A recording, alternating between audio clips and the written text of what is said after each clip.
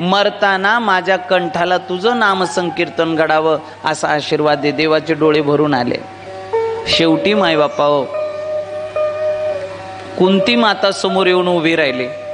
कुंतीनं अशा हात जोडायला आणि एक गर्भवती मुलगी धावत पळत आली आणि देवाच्या पायाला मिठी मारायला एकच वेळ झाली. कोण आहे ही गर्भवती मुलगी? उत्तरा, अभिमन्यूची पत्नी, जिच्या पोटामध्ये साक्षात परीक्षिती भगवान आहेत. माई बापा, ती मुलगी धावत पळत आली आणि तिने मिठी मारली. मायबाप तिने हाक मारली आणि ती म्हणायला लागली, पाहि पाहि महायोगिन देव देव जगतपते, नान्यम त्वद्भयं पश्येत् यत्र मृत्युं परस्परम.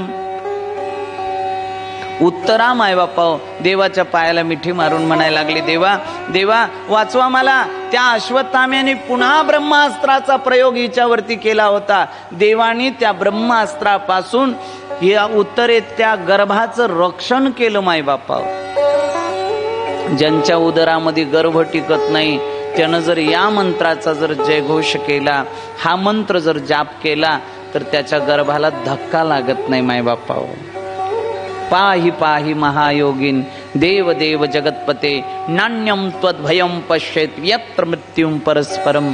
मायबापा, हा गर्भरक्षणाचा मंत्र सांगितला जातो. एकदा प्रेमाने बोला, राधे राधे.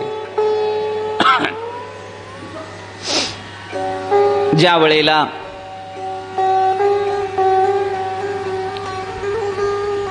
कुंतीने हे पाहिलं, कुंतीने हात जोडले, देवाला प्रणाम केला.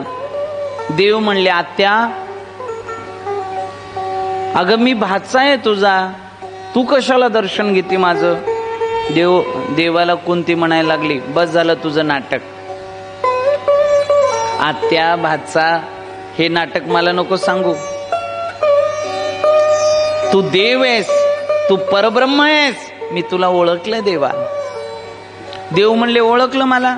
म्हणले, हा ओळखलं. मी कोण आहे? म्हणले, देव आहेस. तू कोण आहेस? मी तुझी भक्त आहे. देव म्हणले, मग तू भक्त आहेस, मी देव आहे. तर आज देव भक्तावर